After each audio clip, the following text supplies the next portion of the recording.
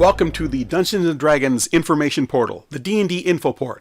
So here is the custom cover for Tasha's Cauldron of Everything, which is the follow-up to Xanathar's Guide to Everything. So basically, this builds on that particular book with more information and more subclasses. The Artificer class is in here, as well as Patrons. So there's new stuff in here, definitely for you to get into. As I say, this is the custom cover, which is some more waxy feel to it, and it's not glossy. It's a matte finish, which is nice, with a little bit of foil there. Other than the cover, it is exactly the same as the one you're going to find that is not the limited edition. This is the regular version that you're going to find on the shelves after the limited edition sells out. So if you want, as usual, if you want the limited edition, order early, order today, get to your friendly local gaming store and see if they have a copy left. If not, I'm sure they'll have a copy of Tasha's Cauldron of Everything in the regular edition. This is Tasha's Cauldron of Everything. Kind of little cutesy chibi cauldron. And then we have character options, group patrons, magical miscellany, dungeon master's tools, and that's the 4 sections. So we start off with character options, and we have the Artificer and optional stuff for Barbarian, Bard, Cleric, Druid, Fighter, Monk, Paladin, Ranger, Rogue, Sorcerer, Warlock, Wizard, every one of them. And then we have feats, new feats that can be added in, and then group patrons and so forth. And as usual, a lot of really lovely artwork, as well as also all sorts of information, charts that if you need to roll up, or just what you get at different levels. Some items that you can find and or craft as an Artificer. Barbarian, Bard, like I said, these are all optional new class features, etc., for all the major classes, and subclass information. It's just going through there, as you see. Like I said, lots of nice artwork for it. And then we get to Otherworldly Patrons. You can also decide to be your own patron. You see how well that's working out. And then we get new spells, new magic items. This is going to be more for that DM side. And there's some specific Dungeon Master's tools, like for Session 0, which is like your very first session. You're setting everything up for the players before it really starts. And some ideas on how to create a story, an adventure, creating a sidekick. Because you all know the DM wants to insert a character into the party just to be able to do things if the party's not quite catching on to something. Or the classic, to betray the party at just the perfect moment. All in there, so that's Tasha's Cauldron of Everything. It is out November 17th, so next week.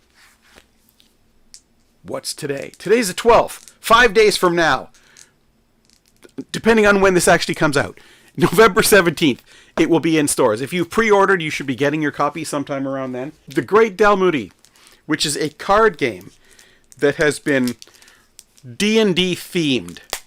So the card game itself isn't new, but it's got the D&D feel to it. Haven't seen anything about this yet. Waited until I could show you guys. So we've got the rule book here. We've got the rules and some optional rules, how to win the game, etc., etc. So the rule book, fairly small. Then we have 2 decks of cards. The artwork has been updated for D&D. Okay, go away. So we got the Fool, the Breeder. Lots of those. Spinner, Templar, Occultist, Baroness, lots of S's on the end, Solicitor, Mind Minister, etc. So these are what they're looking like there. There's a second deck. Looks like it is more of the same sort of thing. They say D&D art style, but it's almost a more medieval art style than the style that you're used to seeing in the books. So Ratcatcher, Exterminator, Apothecary, and Artisan. Seems only a few in there. So there's more cards. So in total there are 13 types of cards, but there are many of them. You get dealt a bunch of them. There are 13 cards, rank from 1, which the Great Dalmuti is at 1, and the Fool is at 13.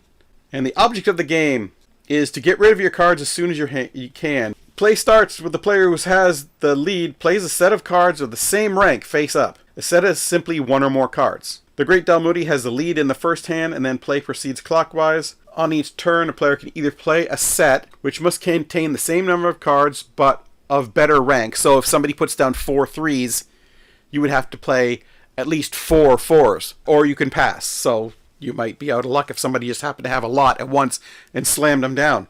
A player who's played their last card is said to have gone out. The first player goes out, wins the hand, and becomes the Greater Dalmuti for the next hand. Each hand of a Great Dalmuti card game is played for its own sake. Becoming the Greater Dalmuti is winning, and becoming the Greater Dreg is losing, and all the other positions are somewhere in between. Like life, the game isn't fair, and it's often difficult to hold your position, let alone move up in rank. A game can be one hand or several. Try as long as you like to climb up to the rank of Greater Dalmuti. Will take 4 to 8 players, so you can get a fairly big group, and it seems fairly quick, fairly casual. So it's a nice light game to get you through. Definitely a lot less heavy than Dungeons & Dragons. And finally, the Dungeon Master's Screen Wilderness Kit. Venture into the wilds with this kit for the world's greatest role-playing game. Yeah, let's crack this sucker open. So again, I have no idea what's in this or anything. Okay, it's sort of like a little folio here that contains the stuff. So that's a little, just really thin card with a pocket in it, so it keeps it all nice and tidy. And then we have the screen itself and a bunch of references. So the screen folds out very nicely.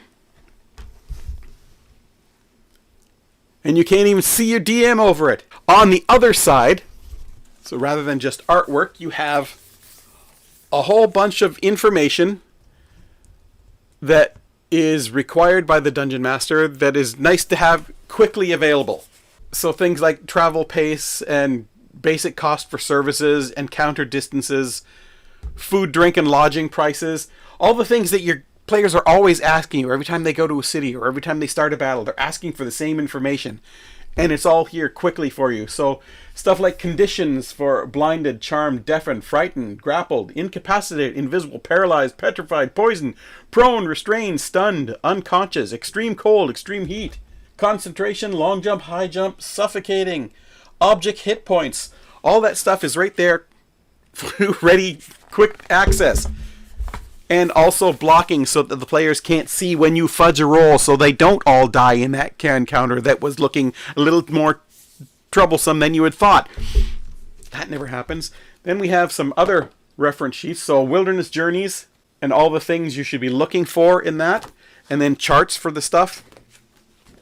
This is really shiny paper, and you have a little hex map and supply tracker, and these are real shiny paper.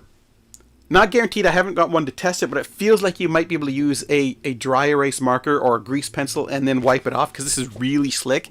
Might be why they've put that covering on it. Wilderness Chaser, and information on that. And then actions in combat, and another hex map. More hex map. Oh, and now we have, oh, look at this. You have some cards, status cards, one of all of them, so you could even give them to your players. Some cards for initiative order, so you can just hand them out and have them in front, so you don't have to think, okay, I know I'm third or whatever. And even, I don't know if you can see, this is a punch-out box, because all these are perforated, so you can take them apart into individual cards, and then there's a box to put them in even.